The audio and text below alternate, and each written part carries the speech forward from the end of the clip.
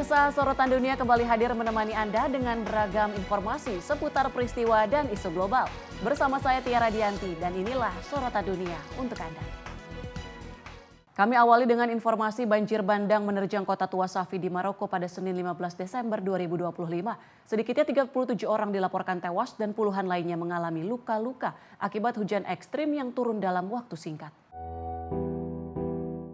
Inilah rekaman video yang menunjukkan jalanan di kota Tua Safi terendam lumpur. Sejumlah toko mengalami kerusakan parah sementara warga berupaya membersihkan saluran air yang tersumbat dan menyelamatkan barang-barang dari bangunan yang terendam banjir. Seorang pedagang lokal mengatakan toko-toko terpaksa ditutup untuk menyelamatkan barang dagangan bernilai jutaan. Namun dalam waktu kurang dari 10 menit, banjir datang dan menyeret korban jiwa di dalam toko maupun di jalanan. Otoritas provinsi menginformasikan bahwa sebanyak 37 orang meninggal dunia, sementara 14 orang lainnya masih dirawat di rumah sakit, termasuk 2 pasien dalam kondisi kritis di ruang perawatan intensif. Tim perlindungan sipil dan juga aparat keamanan terus melakukan operasi pencarian dan penyelamatan. Warga yang diminta tetap waspada mengingat kondisi cuaca yang masih tidak stabil. Direktur Regional Peralatan dan Transportasi Safi Abdel Rahim Tanas menyebut bahwa curah hujan mencapai lebih dari 60 mm dalam waktu 3 jam. Intensitas hujan terberat terjadi di kawasan Kota Tua dan wilayah Sidi Bouzid. Menyikapi kondisi darurat tersebut, Dinas Pendidikan setempat memutuskan meliburkan kegiatan belajar mengajar selama 3 hari di seluruh wilayah Provinsi Safi demi keselamatan. Tim redaksi Simpo TV melaporkan. Kepala Badan Intelijen Inggris MI6 menyatakan Presiden Rusia Vladimir Putin sengaja menunda upaya damai untuk mengakhiri perang di Ukraina. Putin disebut masih bertekad menundukkan Ukraina dan terus mengintimidasi negara-negara NATO. Dalam pidato publik pertamanya sejak menjabat sebagai kepala MI6, Baylis Metreweli menyatakan bahwa Rusia kini beroperasi di ruang antara damai dan perang. Ia menyebut Moskow menggunakan taktik di bawah ambang perang terbuka untuk menguji Barat. Metreweli menyebut Rusia memperlambat proses negosiasi damai, serta terus menjalankan strategi agresif untuk menguasai Ukraina dan juga mengganggu anggota NATO. Kepala Dinas Intelijen Inggris juga menuding Moskow bahwa mensupport serangan cyber terhadap infrastruktur kritis negara lain, termasuk penyusupan drone di sekitar bandara Eropa, aksi pembakaran, sabotase, dan juga kampanye disinformasi. Ia menyebut tindakan Rusia sebagai upaya untuk mengekspor kekacauan. Menurutnya, strategi ini akan terus berlanjut hingga Putin dipaksa mengubah perhitungannya. Metreweli yang berusia 48 tahun menjadi perempuan pertama yang memimpin Badan Intelijen Luar Negeri Inggris selama 116 tahun. Ia menyampaikan pidato di markas MI6 di London, gedung yang dikenal luas lewat film-film James Bond. Dalam pidatonya, Metreweli juga menekankan teknologi yang berkembang pesat telah mengubah aturan konflik modern. Ia menyebut ancaman hibrida dari negara dan kelompok ekstremis membuat garis depan kini ada di mana-mana. Meski menyinggung Tiongkok secara singkat, Metreweli menegaskan ancaman utama saat ini datang dari Rusia yang disebut agresif ekspansionis dan juga revisionis. Peringatan ini disampaikan di tengah intensifnya diplomasi untuk mengakhiri perang hampir 4 tahun di Ukraina. Presiden Ukraina Volodymyr Zelensky pada hari yang sama bertemu dengan utusan Amerika Serikat di Berlin. Sekutu Ukraina berupaya memperkuat dukungan di tengah tekanan Washington agar Kiev segera menerima kesepakatan damai yang juga dimediasi oleh Amerika. Tim redaksi Simpo TV melaporkan. Aparat keamanan melakukan penyisiran dari rumah ke rumah di sekitar kampus Brown University. Petugas mencari rekaman video atau bukti lain yang dapat mengarahkan mereka pada pelaku penembakan mematikan akhir pekan lalu. Insiden tersebut menewaskan 2 mahasiswa dan melukai 9 orang lainnya. Otoritas merilis 3 video baru yang menampilkan sosok terduga pelaku. Dalam rekaman tersebut, pria itu terlihat mengenakan masker dan jaket gelap 2 warna. Wajahnya tidak terlihat jelas, namun rekaman yang diambil 2 jam sebelum penembakan disebut sebagai gambaran paling jelas sejauh ini. FBI juga menyatakan terduga pelaku memiliki tinggi sekitar 173 cm dengan postur kekar. Biro Investigasi Federal juga menawarkan hadiah sebesar $50.000 bagi informasi yang juga mengarahkan pada identitas, penangkapan, dan vonis terhadap pelaku. Kepala Kepolisian Providence Kolonel Oscar Perez mengimbau masyarakat untuk membantu penyelidikan yang meminta siapapun yang merasa mengenali sosok dalam video agar segera menghubungi saluran laporan khusus. Sementara itu, penyelidikan sempat mengalami kemunduran setelah polisi melepaskan seseorang yang sebelumnya ditetapkan sebagai person of interest. Pihak berwenang juga menyatakan bukti baru menunjukkan arah berbeda. Keputusan tersebut memicu pertanyaan publik terkait dengan keamanan kampus dan ketersediaan rekaman CCTV universitas. Sejumlah mahasiswa dan pengunjung kampus mengaku merasa tidak aman karena pelaku masih buron. Mereka mempertanyakan bagaimana pelaku dapat mengakses gedung dan juga melarikan diri di siang hari bolong. Hingga saat ini polisi menegaskan perburuan terhadap pelaku terus dilanjutkan dan keamanan di area kampus masih ditingkatkan. Tim redaksi Simpo TV melaporkan. Pemirsa, sebuah pohon Natal unik menarik perhatian warga di Lebanon. Pohon Natal ini bukan terbuat dari kayu atau plastik, melainkan dari sabun alami. Karya kreatif tersebut dipamerkan di Sekolah Menengah Antonin Sisters di Rumia Utara, Beirut. Pohon Natal raksasa ini terbuat dari sabun tradisional lokal yang diberi aroma bunga lemon dan juga berbagai tanaman alami. Tema sabun dipilih untuk menciptakan batang sabun terbesar dalam bentuk pohon Natal. Seluruh bahan yang digunakan bersifat alami dan juga ramah lingkungan. Hal ini sekaligus menjadi edukasi bagi siswa tentang produk lokal dan juga keberlanjutan. Pengerjaan proyek ini didukung oleh Baderhausen Eco Village. Pendirinya Baderhausen juga menjelaskan bahwa bahan-bahan sabun diambil dari berbagai wilayah di Lebanon. Setiap unsur sabun mewakili daerah-daerah utama di Lebanon. Pesan yang ini disampaikan keutuhan negara melalui karya seni. Pohon Natal sabun ini memiliki berat lebih dari 2 ton, tingginya mencapai 3,75 meter dengan lebar sekitar 1,85 meter. Lebanon, khususnya kota Tripoli, memiliki tradisi pembuatan sabun yang telah berlangsung selama lebih dari 1000 tahun. Sabun Tripoli terkenal berbahan dasar minyak zaitun dan juga ekstrak botani yang bermanfaat bagi kesehatan. Pohon Natal dari sabun ini menjadi perpaduan antara perayaan Natal, kreativitas, dan juga warisan budaya Lebanon. Tim redaksi Simpo TV melaporkan.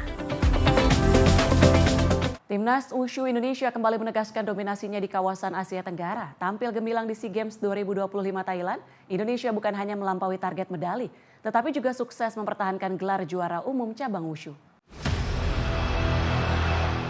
Timnas Wushu Indonesia menorehkan prestasi membanggakan pada SEA Games 2025 Thailand. Indonesia bukan hanya melampaui target 3 medali emas, tetapi juga berhasil mempertahankan gelar juara umum yang sebelumnya diraih pada SEA Games ke-32 Kamboja 2023. Hasil tersebut ditentukan pada hari terakhir cabang olahraga Wushu yang digelar di Government Complex Building, Bangkok pada Senin 15 Desember 2025. Pada laga penentu ini, tim Wushu Indonesia mampu meraih 4 medali emas dan 1 medali perunggu. 4 medali emas Indonesia masing-masing dipersembahkan oleh Patricia Geraldine di nomor gabungan Changkuan, Qianshu, dan Qianshu. Emas juga datang dari nomor tim Julian Barehanded yang diperkuat Ahmad Gifari Fwais, Ahmad Ghazali Fwais, dan Terensis Jayadi. 2 medali emas lainnya diraih pada nomor Sanda Putri dan Putra. Tarisa Dea Valentina dan Samuel Marbun sukses menjadi yang terbaik di kelas masing-masing. Sementara itu, satu-satunya medali perunggu Indonesia pada hari terakhir disumbangkan oleh Heri Brahmana di kelas 70 kg. Dengan tambahan medali tersebut, Indonesia menutup SEA Games 2025 dengan perolehan 5 medali emas, 3 medali perak, dan 1 medali perunggu. Capaian ini melampaui target awal 3 emas sekaligus mengukuhkan Indonesia sebagai juara umum cabang Wushu.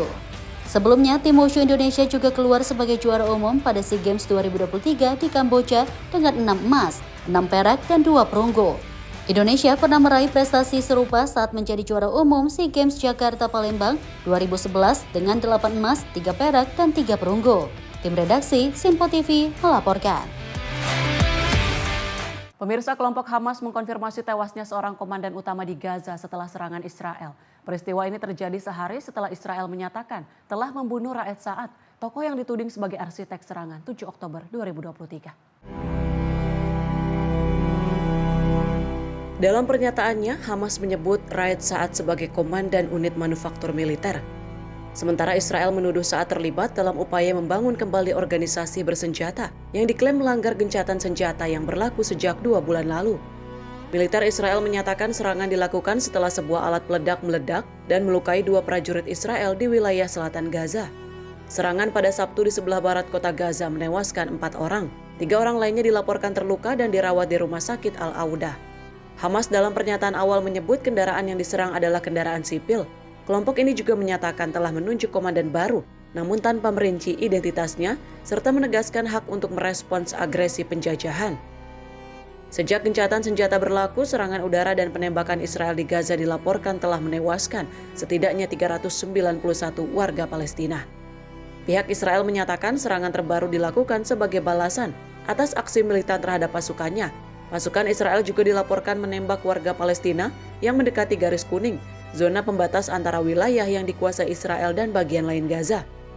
Israel juga menuntut agar kelompok Palestina mengembalikan jenazah sandera terakhir, Ranfili, sebagai syarat untuk melanjutkan fase kedua gencatan senjata. Fase ini mencanangkan akhir kekuasaan Hamas dan rekonstruksi Gaza di bawah pengawasan internasional. Tim redaksi Simpo TV melaporkan.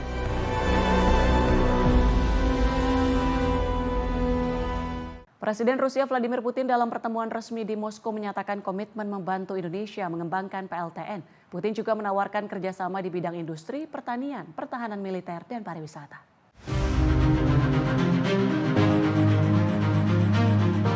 Dalam pertemuan resmi dengan Presiden Republik Indonesia Prabowo Subianto di Moskow pada Rabu 10 Desember 2025, Presiden Rusia Vladimir Putin menyatakan komitmennya membantu Indonesia mengembangkan pembangkit listrik tenaga nuklir. Putin juga menyampaikan ketertarikan Rusia untuk menjalin kerjasama dengan Indonesia di bidang industri, pertanian, pertahanan, dan militer.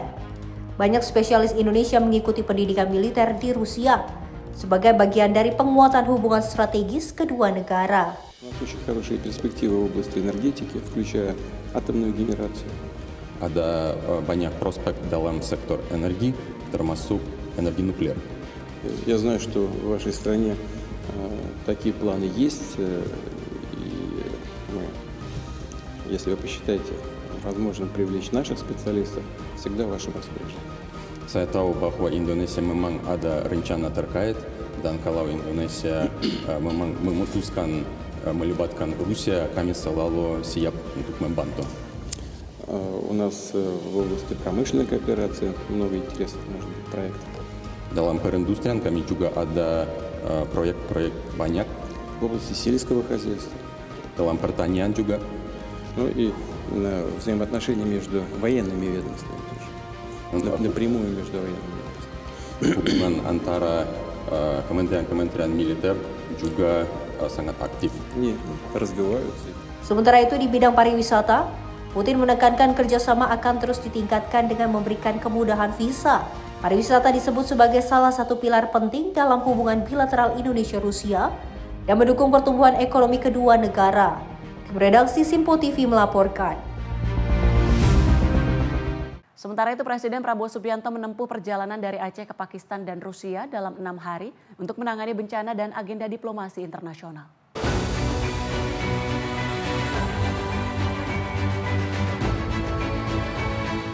Dalam rangkaian kegiatannya selama 6 hari, Presiden Prabowo Subianto menjalani agenda padat mulai dari penanganan bencana di dalam negeri hingga diplomasi internasional. Presiden memimpin langsung koordinasi krisis nasional dan perjanjian strategis global tanpa jeda. Di Aceh, Presiden Prabowo memimpin rapat penanggulangan bencana dan meninjau kondisi lapangan. Ia bermalam di Aceh dan mengkoordinasikan lintas kementerian hingga tengah malam sebelum bertolak ke Islamabad, Pakistan pada Selasa 9 Desember 2025. Di Pakistan, Presiden Prabowo bertemu dengan Perdana Menteri Shehbaz Sharif dan juga menyepakati penguatan kerjasama bilateral di berbagai sektor strategis. Sekretaris Kabinet Teddy Indra Wijaya mengungkapkan pertemuan tersebut menekankan kebutuhan mendesak Indonesia terhadap tenaga medis. Kementerian Kesehatan mencatat Indonesia masih kekurangan sekitar 150.000 dokter, termasuk dokter umum, spesialis, dan dokter gigi. Jadi setelah mengunjungi langsung Kabupaten Aceh Biren dan menginap di Banda Aceh beberapa hari lalu, hari ini Bapak Presiden telah selesai melaksanakan kunjungan di Pakistan dan Rusia. Di Islamabad, Bapak Presiden dijemput langsung oleh Presiden dan Perdana Menteri Pakistan, kemudian melaksanakan beberapa pertemuan penting, singkat dan penting. Intinya yang pertama, ada beberapa perjanjian yang disepakati, ada 7 yang ditandatangani. Di bidang kesehatan yang utama, pertanian, perdagangan, ekonomi, riset, sains, dan teknologi. Kemudian yang kedua, Bapak Presiden ingin dengan segera memperbanyak jumlah dokter di Indonesia, karena menurut data Kementerian Kesehatan, Indonesia kekurangan 150.000 dokter umum, spesialis, dan dokter gigi.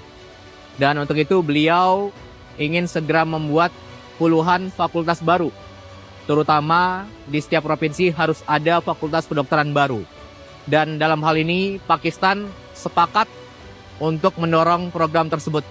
Dari Pakistan, Presiden Prabowo melanjutkan perjalanan ke Moskow, Rusia pada Rabu 10 Desember, dan di Moskow Presiden bertemu dengan Presiden Vladimir Putin selama 3 jam, dan menyepakati kerjasama strategis di bidang pertanian, teknologi, riset, serta transfer teknologi. Kemudian yang kedua, di Rusia, Bapak Presiden bertemu langsung dengan Presiden Vladimir Putin, pertemuan selama 3 jam. Intinya satu, Rusia ingin memperkuat kerjasama dengan Indonesia di bidang pertanian, riset, teknologi, dan pertukaran transfer teknologi. Kemudian yang kedua, ada beberapa kesepakatan yang sangat penting yang diketahui oleh kedua pemimpin. Kemudian pertemuan baru saja selesai dan Bapak Presiden akan langsung kembali ke tanah air, penerbangan sekitar 13 jam dan juga akan langsung mengunjungi Aceh untuk ketiga kalinya, serta Sumatera Utara dan Sumatera Barat.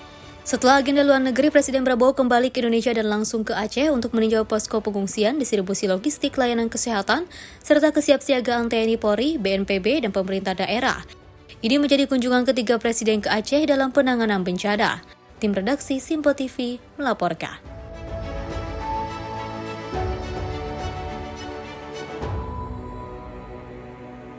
Informasi selengkapnya kami hadirkan usai jeda. Tetap bersama kami di Sorotan Dunia.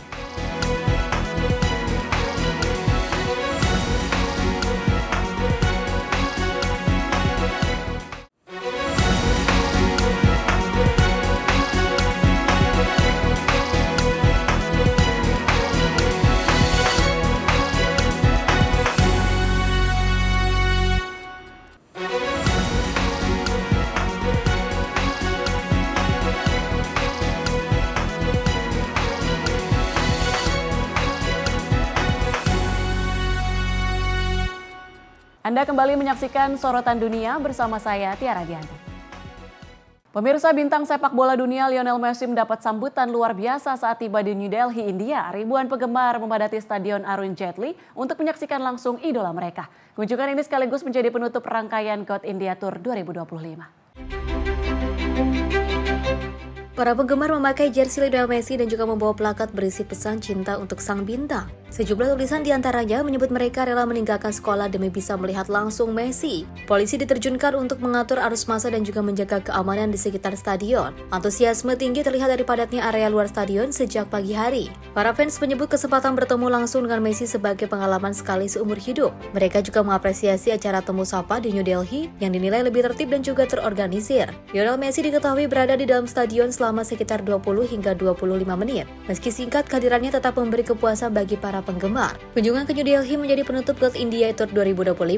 Sebelumnya, Messi yang kini berusia 38 tahun mengunjungi Kolkata, Hyderabad, dan juga Mumbai. Namun dalam kunjungannya di Kolkata, acara sempat berakhir ricuh. Kerumunan VIP dan juga keamanan membuat penggemar tak dapat melihat Messi dan pemain lain secara jelas. Kondisi itu memicu kemarahan sejumlah fans yang juga melempar kursi dan botol serta merusak pembatas stadion. Tim redaksi Simpo TV melaporkan. Kita ke informasi lain, pemirsa. Badan Karantina Indonesia melepas ekspor perdana durian beku ke China dari kawasan Citerep, Kabupaten Bogor, Jawa Barat. Total sebanyak 48 ton durian beku diekspor.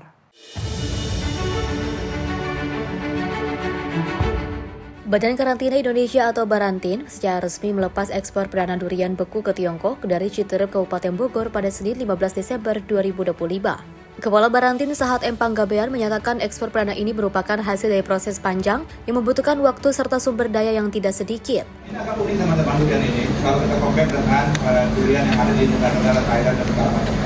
Kita bisa menjelaskan kepada pihak Cina bahwa durian kita ini bisa memenuhi syarat dan rasanya enak. Ya, mereka sudah mencoba durian ini, mereka coba dan memang enak. Nah ini spesifik memang durian ini durian jenis montong. Tapi selain montong juga sebenarnya bisa jenis yang lainnya. Ya, nah ini mereka kita kirim montong dulu, ini baru 48 ton. Durian beku senilai 5,1 miliar rupiah ini telah diolah di Jawa Barat dan juga akan dikirimkan ke pelabuhan Qingdao, Tiongkok melalui pelabuhan Tanjung Priuk, Jakarta. Bupati Bogor Rudi Susmanto menyampaikan apresiasi dan rasa bangga atas terwujudnya pelepasan ekspor perdana durian beku ke Cina yang juga dilaksanakan di Kabupaten Bogor. Pemerintah Kabupaten Bogor menegaskan komitmen untuk terus mendorong kolaborasi lintas sektor guna memperkuat ekosistem industri durian lokal termasuk melibatkan tenaga kerja daerah serta Dinas Perindustrian dan juga Perdagangan Kabupaten Bogor. Ini baru perdana, baru pertama. Tentunya nanti langkah-langkah yang harus diambil kita akan evaluasi bersama-sama. Dan dari pihak beberapa perusahaan yang ada di Kabupaten Bogor, ini pertama juga ekspornya tidak melalui DKI, tapi ekspornya melalui pemerintah Provinsi Jawa Barat. Sehingga dana bagi hasil pun kembali ke pemerintah Kabupaten Bogor. Ekspor perdana ini diharapkan menjadi pembuka akses pasar yang lebih luas bagi komoditas durian Indonesia serta mendorong peningkatan daya saing produk hortikultura nasional di pasar global. Tim redaksi Simpo TV melaporkan. Sedikitnya 22 orang dilaporkan tewas dalam insiden runtuhnya 2 bangunan di kawasan Al-Mustaqbal Fes, Maroko. Belasan orang lainnya terluka, sementara warga menyoroti dugaan pelanggaran konstruksi yang disebut menjadi pemicu tragedi ini. Sedikitnya 22 orang tewas dan 16 lainnya terluka pada Rabu 10 Desember 2025 setelah 2 bangunan perumahan yang bersebelahan roboh di kawasan Al-Mustaqbal Fes. Rekaman menunjukkan alat berat membersihkan puing sementara warga mencoba mencari barang milik mereka di tengah reruntuhan. Petugas proteksi sipil turut berada di lokasi untuk mengamankan area. Seorang warga mengatakan saat rumah itu roboh, temannya menghubungi dan mengabarkan bahwa rumah tersebut seakan tenggelam ke dalam tanah. Warga itu juga menyampaikan bahwa rumahnya ikut rusak, namun keluarganya selamat karena sedang berlibur. Warga menyampaikan kekhawatiran terkait pengabaian struktural dan juga pelanggaran konstruksi. Mereka menyebut lantai pertama dan kedua dibangun dengan izin, namun lantai tambahan, yaitu lantai ketiga hingga kelima didirikan tanpa pengawasan insinyur. Hingga saat ini otoritas belum menanggapi langsung klaim tersebut. Sementara itu, Kejaksaan Umum Maroko mengumumkan telah meminta polisi yudisial membuka penyidikan untuk mengetahui penyebab runtuhan dan juga memeriksa tanggung jawab administratif. Otoritas Fes menginformasi jumlah korban jiwa dan mengatakan bahwa proses pengamanan area serta evakuasi warga di sekitar lokasi masih berlangsung sebagai langkah pencegahan. Tim redaksi Simpo TV melaporkan. Ketegangan di perbatasan Israel-Lebanon kembali memanas di tengah situasi yang belum stabil. Wilayah perbatasan seperti Metula masih berjuang memulihkan kehidupan setelah 2 tahun konflik berdarah.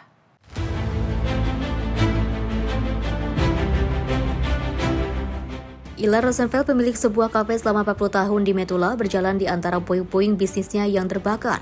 Di sekitarnya masih berserakan potongan roket Hezbollah yang menghantam kota itu. Suara retakan puing dan sisa perabotan yang hancur menjadi pengingat kehilangannya. Hanya setengah dari 1.700 warga Metula yang telah pulang, namun banyak antara mereka menemukan rumah yang rusak parah. Pemerintah daerah menyebut 60% hunian di kota itu mengalami kerusakan akibat serangan roket. Meski pemerintah terus mendorong warga untuk kembali, situasi keamanan tidak stabil. Serangan Israel ke selatan Lebanon masih terjadi beberapa kali setiap pekan. Sementara itu, bisnis dan pertanian di Metula terpuruk, banyak pekerja lokal tidak mau kembali ke daerah beresiko tinggi. Beberapa pemilik usaha terpaksa merekrut tenaga kerja dari Thailand untuk mengisi kekosongan. Tim redaksi Simpo TV melaporkan. Pantai ikonik Bondi Beach di Sydney, Australia berubah menjadi lokasi teror pada Minggu 14 Desember 2025 petang waktu setempat. Penembakan massal terjadi saat ribuan orang berkumpul dalam perayaan komunitas Yahudi. Suara tembakan mendadak terdengar di sepanjang Campbell Parade sekitar pukul 18:45 waktu setempat. Rekaman video memperlihatkan kepanikan massal saat pengunjung berlari menjauhi lokasi penembakan.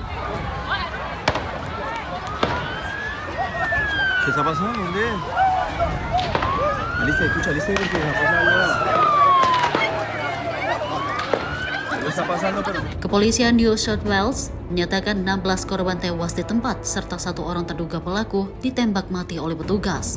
Seorang pelaku lainnya dilaporkan dalam kondisi kritis dan menjalani perawatan di rumah sakit. Menurut Kepolisian Negara bagian New South Wales, salah satu korban tewas dipastikan merupakan anak-anak dengan rentang usia pada korban antara 10 hingga 87 tahun. Polisi juga mengonfirmasi bahwa 40 korban lainnya masih menjalani perawatan di rumah sakit. Lebih dari 25 unit darurat diterjunkan untuk menetralkan situasi. Polisi menyatakan ancaman langsung telah dikendalikan dan 2 orang saat ini dalam penahanan. Pihak kepolisian Australia dalam konferensi pers pada Senin 15 Desember 2025 mengungkapkan bahwa 2 pria yang melakukan penembakan saat perayaan Yahudi di Pantai Bondi, Sydney adalah ayah dan anak. Sang ayah pria berusia 50 tahun tewas di lokasi kejadian, sementara itu putranya yang berusia 24 tahun berada dalam kondisi kritis di rumah sakit. Polisi mengidentifikasi pelaku muda sebagai Navid Akram dan ayahnya sebagai Sajid Akram. Keduanya diketahui berdomisili di kawasan Bondi Rig, pinggiran Sydney, yang kemudian digerebek aparat dari lokasi tersebut. Polisi menyita 6 senjata api ilegal milik Sajid Akram. Petugas juga menemukan benda mencurigakan di sekitar lokasi kejadian. Tim khusus masih menyelidiki laporan adanya dugaan bahan peledak rakitan. Serangan terjadi saat perayaan malam pertama Hanukkah oleh komunitas Yahudi. Para pemimpin komunitas menilai waktu dan lokasi serangan dipilih secara sengaja dan bersifat terarah. 2 anggota polisi yang merespon kejadian turut menjadi korban luka, sementara seorang pejabat media senior dari Executive Council of Australian Jewry juga dilaporkan terluka. Perdana Menteri Australia Anthony Albanese menyebut peristiwa ini sebagai kejadian yang mengguncang dan menyedihkan. Sementara Presiden Israel Isaac Herzog juga mengecam serangan ini dan menyebutnya sebagai aksi teror kejam. Australia dikenal memiliki aturan sengaja api yang sangat ketat dan jarang mengalami penembakan massal. Hingga saat ini motif dan rencana dibalik serangan masih dalam penyelidikan intensif. Tim redaksi Sinpo TV melaporkan. Di tengah perang yang berlangsung lebih dari 2 tahun, seorang seniman lukis di Gaza memilih bertahan lewat karya dan pendidikan. Maisa Yosef terus melukis dan mengajar anak-anak setempat menjadikan seni sebagai bentuk perlawanan sekaligus ruang penyembuhan.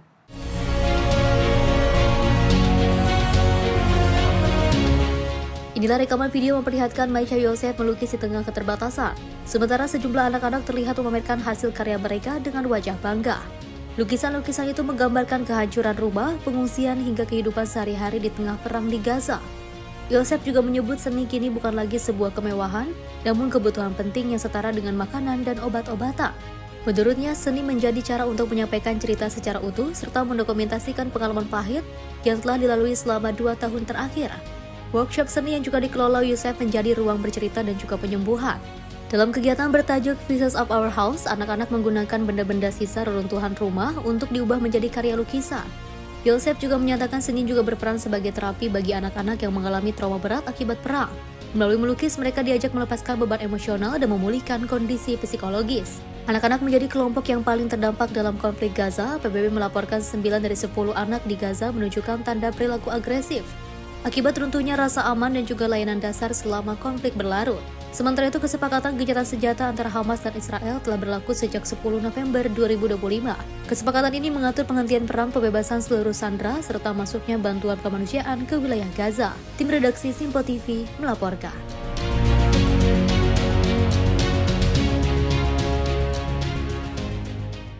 Sementara itu, Presiden Rusia Vladimir Putin menegaskan komitmen Moskow untuk memperkuat kapasitas organisasi pertahanan CSTO saat Rusia menjabat sebagai ketua pada 2026. Pernyataan disampaikan dalam pertemuan di Kremlin bersama Majelis Parlemen Organisasi. Putin menyatakan Rusia akan melanjutkan upaya yang telah dimulai oleh Kirgistan. Presiden Rusia Vladimir Putin menyatakan Moskow akan melakukan segala upaya untuk memperkuat organisasi pertahanan kolektif CSTO menjelang kepemimpinan Rusia pada 2026. Dalam pertemuan dengan anggota Majelis Parlemen CSTO di Kremlin pada Senin 8 Desember 2025, Putin menegaskan bahwa pentingnya menjaga kontinuitas dari program yang sudah dijalankan Kirgistan sebagai ketua sebelumnya. Putin menyampaikan bahwa perhatian utama adalah penguatan kapasitas pertahanan dan koordinasi kebijakan bersama di sektor militer seluruh negara anggota. Ketua Majelis Parlemen CSTO, Vyacheslav Volodin melaporkan kepada Putin bahwa dasar hukum kerja organisasi saat ini terdiri dari 104 dokumen resmi. Ia menambahkan dalam 5 tahun terakhir sebanyak 35 akta hukum dan undang-undang model telah diadopsi dan untuk periode 5 tahun mendatang direncanakan penerbitan 45 akta model baru. Menurut layanan pers Duma negara Rusia, perwakilan dari Belarus, Kazakhstan, dan Tajikistan juga mengikuti pertemuan tersebut. Layanan pers menjelaskan bahwa agenda mencakup koordinasi peraturan perundang-undangan antar negara anggota, penanggulangan tantangan dan ancaman di wilayah tanggung jawab CSTO, serta pembahasan pernyataan draft majelis terkait penguatan keamanan internasional. Tim redaksi Sinpo TV melaporkan. CEO Danantara Rosan Ruslani dan CIO Danantara Pandu Syahrir disambut hangat oleh Duta Besar Indonesia untuk Persatuan Emirat Arab Judah Nugraha. Selain itu, ketiganya juga berdialog dengan Chairman Damaj Group Hussein Sajwani. Melalui akun pribadi milik CEO Danantara, Rosan Ruslani disambut hangat di Dubai oleh Duta Besar Indonesia untuk Persatuan Emirat Arab Judah Nugraha. Didampingi CEO Danantara Pandu Syahrir, ketiganya turut berdialog dengan sejumlah pemimpin bisnis, salah satunya Chairman Damaj Group, perusahaan properti terkemuka di Timur Tengah, Hussein Sajwani, mengenai peluang kolaborasi kawasan real estate, pariwisata dan hospitality, serta infrastruktur digital dan data center. Pertemuan ini menegaskan kerjasama yang telah terjalin sekaligus membuka peluang untuk memperluas kemitraan strategis di sektor-sektor prioritas Indonesia, seperti yang telah terjalin pada bulan Februari 2025 lalu, mengenai investasi yang siap digelontorkan oleh Uni Emirat Arab senilai 10 miliar USD. Tim redaksi Sinpo TV melaporkan. Sebuah deretan pegunungan di Anchon, Guizhou, China kini diselimuti panel surya raksasa. Instalasi fotovoltaik itu menghadirkan pemandangan bak zirah biru gelap di atas dataran tinggi. Proyek yang disebut sebagai yang terbesar di China itu tak hanya mengubah landscape, namun juga membuka sumber pendapatan baru bagi warga setempat. Inilah rekaman yang memperlihatkan deretan panel surya dalam skala masif menutupi pegunungan di Provinsi Guizhou, China Selatan. Puluhan juta panel surya terpasang di atas kawasan berkontur terjal dengan jalan yang melingkar di antara instalasi berteknologi tinggi ini. Wilayah Guizhou yang juga dikenal di pergunungan dan sulit untuk pertanian konvensional dinilai ideal untuk memanfaatkan paparan matahari di dataran tinggi. Dari dekat terdapat jalur-jalur untuk berjalan di antara panel. Pemerintah menyebut proyek ini sebagai salah satu proyek fotovoltaik tunggal terbesar di China dan juga pertama di Provinsi Guizhou. Proyek ini membawa perubahan pada bentang alam serta pada sumber penghidupan warga. Seorang perwakilan desa, Miss Lee, juga menjelaskan bahwa proyek Guanling menjadi yang pertama dan terbesar di Provinsi Guizhou. Ia menyebut sedikitnya 4 kecamatan terlibat dalam pembangunannya. Menurutnya manfaat paling nyata adalah pendapatan sewa lahan bagi warga, mengingat lahan berbatu di daerah itu memiliki hasil panen yang rendah. Instalasi panel surya juga membuka lapangan kerja baru untuk pemasangan, perawatan, hingga pengawasan panel. Warga lain mengungkapkan bahwa panel-panel itu terpasang hingga di sepanjang jalan raya dan melintasi 4 wilayah desa. Mereka menegaskan bahwa ketinggian wilayah dan paparan cahaya matahari yang melimpah menjadi keunggulan Guizhou untuk pembangunan energi surya. Lahan berbatu yang dahulunya menghasilkan panen rendah kini menjadi bagian dari transformasi energi terbarukan dan sinar matahari berubah menjadi listrik, memberikan sumber pendapatan baru bagi warga. Tim redaksi Simpo TV melaporkan. Pemirsa, informasi lainnya kami hadirkan usai jeda. Tetaplah bersama kami di Sorotan Dunia.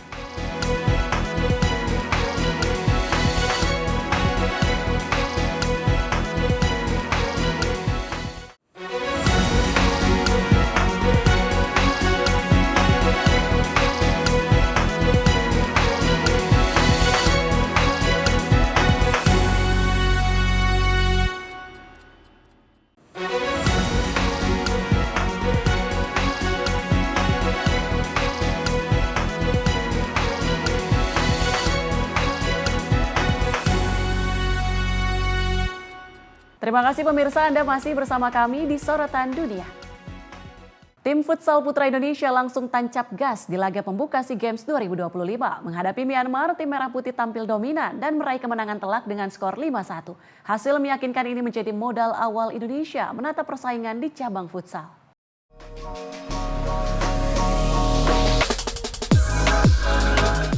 Tim futsal putra Indonesia mengawali perjalanan di SEA Games 2025 dengan hasil meyakinkan. Menghadapi Myanmar, Indonesia meraih kemenangan telak dengan skor 5-1. Pertandingan Indonesia melawan Myanmar digelar di Sport Kompleks Gimnasium Nonthaburi pada Senin sore 15 Desember 2025. Tim Merah Putih langsung tampil agresif sejak menit awal. Indonesia membuka keunggulan pada laga baru berjalan 2 menit. Israr Megantara sukses memecah kebuntuan dan membuat Indonesia unggul 1-0. Tekanan berlanjut dan pada menit ke-7, Kapten tim Muhammad Iqbal Rahmatullah menggandakan keunggulan menjadi 2-0. Hanya berselang 1 menit, Iqbal kembali mencatatkan namanya di papan skor, memanfaatkan umpan dari Sauki Saud. Iqbal mencetak gol keduanya dan membawa Indonesia memimpin 3-0. Myanmar sempat memperkecil ketinggalan. Pada menit ke-10, Min Kantu mencetak gol lewat sepakan dari luar area penalti, mengubah skor menjadi 3-1. Memasuki babak kedua, Indonesia kembali menambah keunggulan. Rizky Xavier mencetak gol keempat dan membuat skor menjauh menjadi 4-1. Sejumlah peluang kemudian diciptakan Indonesia, namun belum seluruhnya berhasil dimaksimalkan. Di 5 menit terakhir, Myanmar meningkatkan tekanan dengan strategi power play. Namun pertahanan Indonesia mampu meredam serangan lawan dan memastikan kemenangan 5-1 di laga pembuka. Hasil ini menjadi awal positif bagi tim futsal putra Indonesia dalam upaya mengamankan prestasi di SEA Games 2025. Tim redaksi Simpo TV melaporkan. Rizky Juniansyah kembali mengharumkan nama Indonesia di panggung internasional. Lifter andalan Merah Putih ini meraih medali emas SEA Games 2025, sekaligus memecahkan rekor dunia di kelas 79 kg putra. Tampil dominan di Thailand, Rizky menegaskan dirinya sebagai salah satu lifter terbaik dunia saat ini.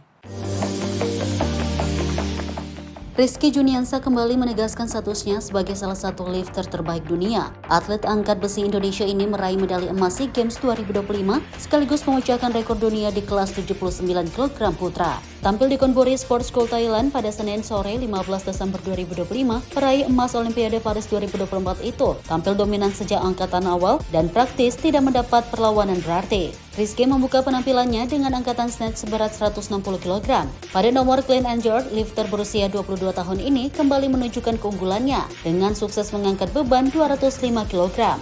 Hasil tersebut membuat Rizky mencatatkan total angkatan 365 kg. Raihan itu membawa Rizky unggul jauh atas Muhammad Eri Hidayat dari Malaysia yang harus puas dengan medali perak setelah mengumpulkan total angkatan 336 kg. Selisih hampir 30 kg menegaskan dominasi lifter Indonesia di nomor ini. Tak hanya meraih emas, Rizky juga berhasil memecahkan rekor dunia. Angkatan clean and jerk 205 kg mempertajam rekor atas namanya sendiri.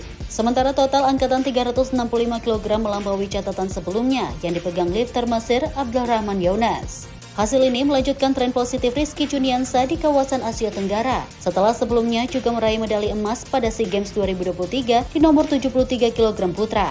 Tadi saya ngangkat di 160 dan 205 itu masih di bawah rekor saya sebenarnya, rekor latihan. Alhamdulillah sangat senang sekali dan saya cukup terharu, tentunya bangga, tapi saya tidak melihat bangga di sini aja karena event saya masih banyak dan tujuan saya masih ingin Olimpiade nanti di LA, target saya di sana. Dan ini adalah SEA Games ini adalah suatu lonjakan untuk motivasi kejuaraan ke depannya biar saya lebih baik lagi di kejuaraan. Dan ini ya karena memang kan tadi juga saya di snatch juga ingin memecahkan rekor dunia, tetapi tidak dibolehkan oleh sama pelatih karena memang saya untuk mengisi power di clean and jerk karena memang tadi kalau misalkan saya 166, saya misalkan tidak kena, saya juga nanti akan rugi misalkan karena Thailandnya hanya 155 dan saya 156 tadi misalkan. Hanya sekilo aja, makanya saya mending landing aja di snatch sekitar 5 kilo tadi, makanya saya di jack agak santai. Gini, dan alhamdulillah keluarga saya nonton, ibu, kakak, dan adik-adik saya, ponakan saya, dan semua Pak Joko juga nonton, pengurus PB PABSI juga nonton, dan tim Indonesia nonton. Saya sangat bersyukur bisa mendapatkan doa dan support, dukungan terhadap saya, dan saya juga menjadi motivasi sebagai semangat saya di pertandingan ini. Tim redaksi Sinpo TV melaporkan. Kita ke informasi lain, pemirsa, sebanyak 230 polisi Kenya tiba di Port-au-Prince, Haiti untuk memperkuat keamanan publik dan menekan ekspansi kelompok kriminal. Mereka disambut langsung oleh Ketua Dewan Transisi Presidensial Haiti. Sebanyak 230 polisi Kenya mendarat di ibu kota Haiti, Port-au-Prince, pada Senin 8 Desember 2025. Pasukan ini dikirim untuk memperkuat keamanan publik dan menahan perluasan geng bersenjata yang selama ini menguasai sejumlah wilayah. Ketua Dewan Transisi Presidensial Laurent Sensor menyambut kedatangan mereka dalam sebuah upacara resmi. Sensor menegaskan bahwa Haiti membutuhkan dukungan internasional untuk memulihkan keamanan demi menjalankan pemilu 2026. Ia juga berjanji akan memberikan hasil nyata terkait perbaikan situasi keamanan. Bersamaan dengan kehadiran pasukan baru, sebanyak 100 polisi asal Kenya lainnya telah menuntaskan misi mereka dan kembali ke tanah air. Sensor mengucapkan terima kasih atas pengabdian mereka dan menyatakan bahwa Haiti tidak akan melupakan jasa mereka. Penguatan keamanan ini berlangsung di tengah rencana pembentukan pasukan khusus penindasan geng atau Gang Repression Force yang ditargetkan memiliki 5.500 personil. Menurut PBB, kehadiran GRF diperkirakan akan mengurangi pengaruh geng secara signifikan dan dalam 1 tahun meningkatkan kondisi hidup warga. Sementara itu, Perdana Menteri Alex Didier Fils-Aimé bertolak ke luar negeri untuk menghadiri konferensi internasional negara penyumbang yang membahas persiapan pembentukan GRF. Sepanjang 2024, kekerasan geng di Haiti dilaporkan menyebabkan sedikitnya 5.600 korban tewas, lebih dari 2.200 luka-luka, 1.494 orang diculik, dan lebih dari 1 juta warga mengungsi di dalam negeri. Antara April hingga Juni 2025 terjadi 1.520 pembunuhan dan 600 lebih korban luka. Tim redaksi Sinpo TV melaporkan. Konflik di perbatasan Thailand dan Kamboja kembali memanas, memaksa ratusan keluarga di distrik Phel Feng, Kamboja mengungsi ke tenda-tenda darurat. Baku tembak antar kedua negara memperburuk situasi hingga menyebabkan korban jiwa di pihak Thailand maupun Kamboja. Bentrokan kembali pecah di perbatasan Thailand dan Kamboja, memaksa ratusan keluarga di distrik Phel Feng, Provinsi Pursat, Kamboja, untuk meninggalkan rumah mereka dan mengungsi di bawah tenda-tenda darurat. Rekaman pada Rabu 10 Desember 2025 menunjukkan deretan tenda mengisi lapangan terbuka. Warga terlihat mengatur barang-barang dan menerima bantuan air. Gubernur Distrik Phel Feng, Pheang Leng, mengatakan ini menjadi kali ketiga wilayahnya menampung para pengungsi internal. Leng meminta komunitas internasional turun tangan untuk mencegah apa yang disebutnya sebagai pelanggaran kedaulatan Kamboja oleh Thailand. Situasi memburuk setelah Thailand meluncurkan serangan udara ke posisi militer Kamboja di zona sengketa. Pihak Thailand menyebut serangan ini sebagai balasan atas insiden sebelumnya, di mana pasukan Kamboja diduga menembak arah pasukan Thailand. Dirjen Informasi Thailand, Nikordej Balankura, menuduh Kamboja melanggar kesepakatan gencatan senjata yang dimediasi oleh Amerika Serikat dan Malaysia, serta menyebut Phnom Penh sedang menginjak-injak perjanjian di saat penahanan diri sangat diperlukan. Laporan awal menyebutkan 1 tentara Thailand dan 4 warga sipil Kamboja tewas dalam baku tembak tersebut. Tim redaksi Sinpo TV melaporkan. Ratusan truk dan bus mengular di sepanjang Avenida Six de Marzo di La Paz, Bolivia akibat kelangkaan solar yang terus berlanjut. Kondisi ini terjadi hampir 2 bulan setelah pelantikan Presiden Rodrigo Paz yang berjanji mengakhiri krisis pasokan. Sejumlah pengemudi mengaku menunggu hingga berhari-hari untuk mendapatkan solar, sementara kritik terhadap pemerintah baru terus menguat. Inilah rekaman yang menunjukkan antrean panjang kendaraan berat di beberapa titik SPBU di La Paz. Para pengemudi mengungkapkan, situasi tetap kritis dengan waktu tunggu yang bisa mencapai beberapa hari. Seorang pengemudi truk, Manuel Guerra, mengatakan dirinya telah 5 hari menunggu tanpa akses makanan maupun kebutuhan dasar, jauh dari keluarga. Pengemudi lain juga mempertanyakan kembali janji pemerintah baru yang dinilai tak kunjung terpenuhi. Mereka mengungkapkan Presiden Rodrigo Paz pernah menjamin tak ada lagi antrean, namun kenyataannya hingga kini tidak berubah. Warga menilai janji yang disampaikan pemerintah hanya berulang, bahkan kondisi di lapangan disebut semakin buruk. Menurut Instituto Nacional de Estadística Bolivia, negara Andes itu mengimpor 86% kebutuhan solar dan 56% BBM untuk pasar domestik. Bahan bakar itu dijual di bawah harga pokok untuk mengurangi beban hidup masyarakat dan dorongan produksi nasional. Namun hal tersebut justru membebani anggaran negara. Tim redaksi Sinpo TV melaporkan. Presiden Meksiko Claudia Sheinbaum menyatakan bahwa Meksiko siap mengirim tambahan pasokan air ke Amerika Serikat namun tidak dalam waktu dekat.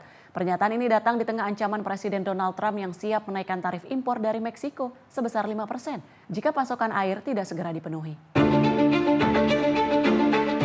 Sheinbaum menjelaskan bahwa Meksiko mengusulkan pengiriman air pertama bulan ini dan pengiriman lanjutan dalam beberapa tahun ke depan. Rencana ini akan dibahas dalam pertemuan virtual dengan pejabat Amerika Serikat. Meksiko saat ini tertinggal dalam pemenuhan kewajiban pasokan air dari sungai Rio Grande.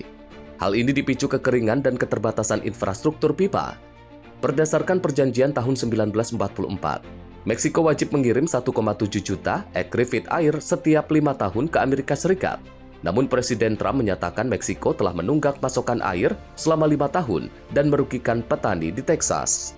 Trump mengancam menaikkan tarif impor Meksiko sebesar 5% jika 200.000 ekri feet air tidak dikirim sebelum 31 Desember dan sisa kewajiban diselesaikan setelahnya. Ancaman tarif ini bukan yang pertama. Trump pernah menyampaikan ancaman serupa pada bulan April. Meski begitu, kedua negara sebelumnya sudah beberapa kali mencapai kesepakatan. Sheinbaum menegaskan Meksiko tetap berniat membayar kewajiban air yang belum terpenuhi. Tim redaksi Sinpo TV melaporkan. Presiden RI Prabowo Subianto menegaskan bahwa Indonesia dan Pakistan merupakan negara muslim terbesar di dunia yang moderat dan inklusif. Prabowo pun menekankan pentingnya memperkuat kerjasama kedua negara di berbagai bidang. Dalam pertemuan dengan PM Pakistan Shehbaz Sharif di Islamabad pada Selasa 9 Desember, Presiden Prabowo Subianto menekankan pentingnya hubungan strategis antara Indonesia dan Pakistan. Ia mengatakan bahwa kedua negara memiliki nilai-nilai yang sama, serta kepentingan yang sejalan di berbagai bidang. Kedua negara juga dikenal sebagai negara dengan populasi muslim terbesar di dunia yang moderat dan inklusif. Prabowo menambahkan bahwa hubungan sejarah dan persaudaraan antara Indonesia dan Pakistan sangat erat. Ia berharap kerjasama yang telah terjalin dapat membawa manfaat nyata bagi rakyat kedua negara, baik saat ini maupun di masa depan. Maybe the biggest Muslim countries in the world, but our Islam is moderate Islam, which promotes inclusivity, tolerance.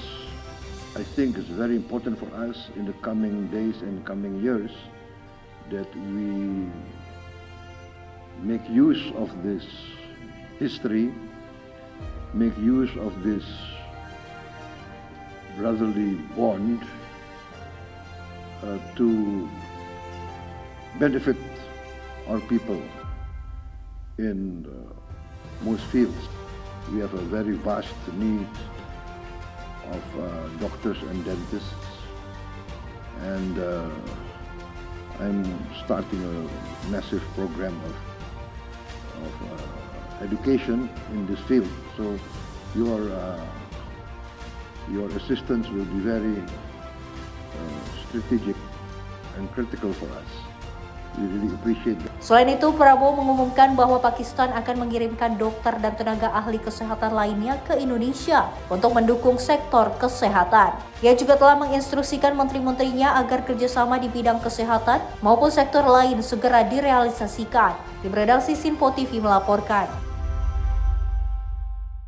Indonesia menegaskan dominasinya di cabang bulu tangkis SEA Games 2025 dengan keluar sebagai juara umum. Merah Putih memborong total 10 medali, termasuk 3 emas dan menjadi kontingen terbaik mengungguli tuan rumah Thailand. Raihan ini datang dari penampilan solid di seluruh nomor yang dipertandingkan.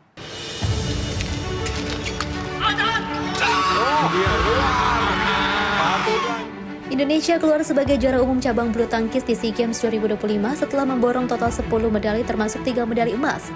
Hasil ini menegaskan dominasi Merah Putih dengan seluruh nomor yang dipertandingkan berhasil menyumbangkan medali. Indonesia mencatatkan 3 emas, 3 perak dan juga 4 perunggu menjadi perolehan terbanyak, mengungguli tuan rumah Thailand yang meraih 3 emas, 2 perak dan 1 perunggu. Medali emas pertama diraih oleh tim beregu putra Indonesia setelah menang telak 3-0 atas Malaysia di partai final.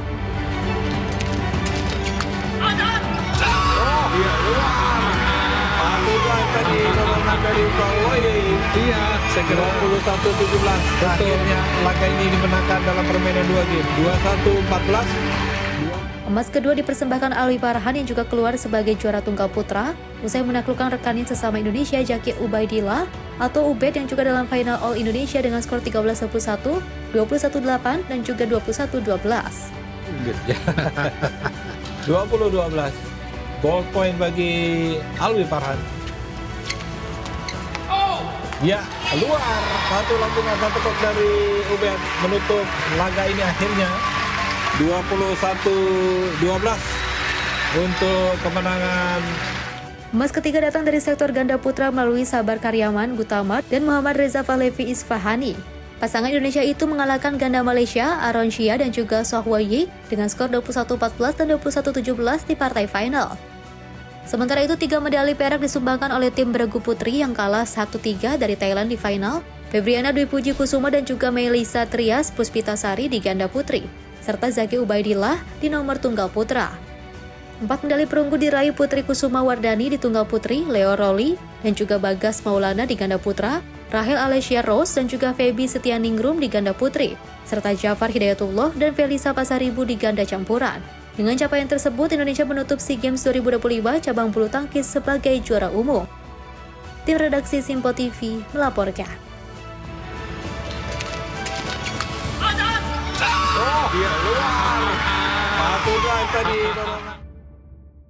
Pusat kota Moskow berubah menjadi destinasi musim dingin yang memukau, menarik perhatian warga maupun turis. Dekorasi Natal dan Tahun Baru memenuhi jalanan menciptakan suasana meriah saat warga menikmati hangatnya perayaan musim dingin.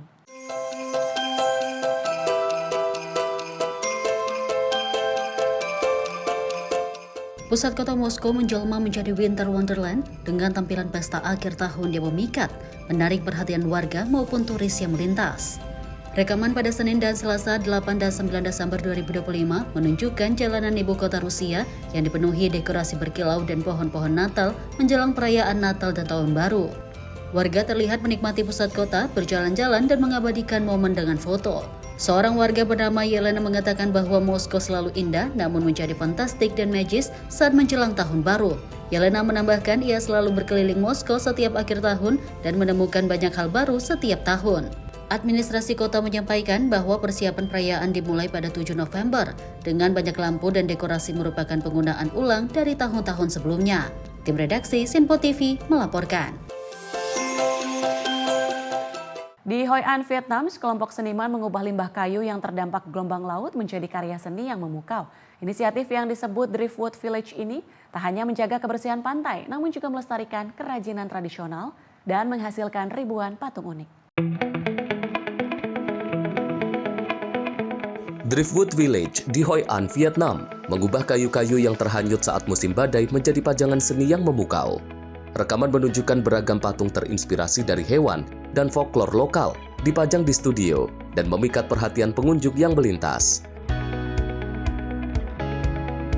Para pengrajin terlihat mengerjakan kayu-kayu tersebut dengan teliti, menggunakan alat tradisional untuk menghidupkan setiap bentuk yang diinginkan. Pendiri Driftwood Village, Leng Ngoc Tuan, menjelaskan bahwa setiap tahun selama musim badai, banyak kayu terbawa arus ke pantai dan mengotori garis pantai. Ide itu mendorongnya untuk membersihkan pantai sekaligus menarik wisatawan. Kayu dikumpulkan terutama dari pantai Anbang dan sungai Tubon, lalu dijemur berbulan-bulan sebelum dikerjakan sesuai sketsa tim seniman. Lei juga menyampaikan bahwa tema karya sering mengikuti 12 show, termasuk Tahun Kuda yang akan datang, serta model-model lain yang terinspirasi dari hewan.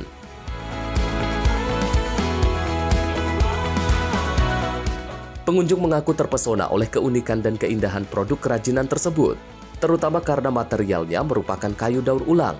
Wisatawan menyebut proses kreasi para seniman sebagai hal yang brilian. Sejak didirikan pada 2023, inisiatif ini telah menarik ribuan seniman dan pengunjung, menampilkan lebih dari 2.300 karya seni dari kayu terbuang. Program ini sekaligus melestarikan tradisi pengrajin kayu lokal dan memperkuat identitas budaya Hoi An sebagai bagian dari jaringan kota kreatif UNESCO. Tim redaksi Sinpo TV melaporkan. 10.000 pelari dari berbagai belahan dunia memadati kawasan Piramida Giza Mesir. Mereka mengikuti Pyramids Half Marathon yang kembali digelar tahun ini. Ajang lari internasional ini tak hanya menyajikan kompetisi olahraga, namun juga menghadirkan pengalaman berlari di salah satu situs bersejarah paling ikonik di dunia. Pyramids Half Marathon kembali digelar di kawasan Piramida Giza Mesir pada Sabtu 13 Desember 2025 lalu. Ajang ini diikuti sekitar 10.000 pelari dari lebih 120 negara. Rekaman video menampilkan momen start perlombaan para peserta yang berlari dengan latar piramida, serta prosesi penyerahan penghargaan kepada para pemenang di berbagai kategori. Salah satu penyelenggara, Aiman Hakim, menyebut lomba ini sebagai perpaduan antara olahraga dan sejarah. Menurutnya, berlari di kawasan piramida memberikan pengalaman tak terlupakan bagi para peserta dan wisatawan. Sementara itu, seorang pelari internasional lainnya mengaku sangat antusias mengikuti ajang ini bersama teman-temannya. Ia menyebut suasana piramida dan dukungan penonton membuat perlombaan terasa sangat istimewa. Perlombaan ini menyediakan beberapa jarak lari mulai dari 5 km, 10 km, hingga 21 km sebagai lomba utama. Kementerian Pemuda dan Olahraga Mesir menyatakan, Pyramids Half Marathon telah menjadi agenda tetap olahraga internasional di Mesir. Ajang ini dinilai membawa pesan peradaban dan pariwisata, serta menyatukan ribuan peserta di salah satu situs warisan dunia terpenting. Tim redaksi Sinpo TV melaporkan. Informasi tadi sekaligus menutup jumpa kita kali ini. Saya Tiara Dianti mewakili seluruh kerabat kerja yang bertugas pamit undur diri. Terima kasih dan sampai jumpa.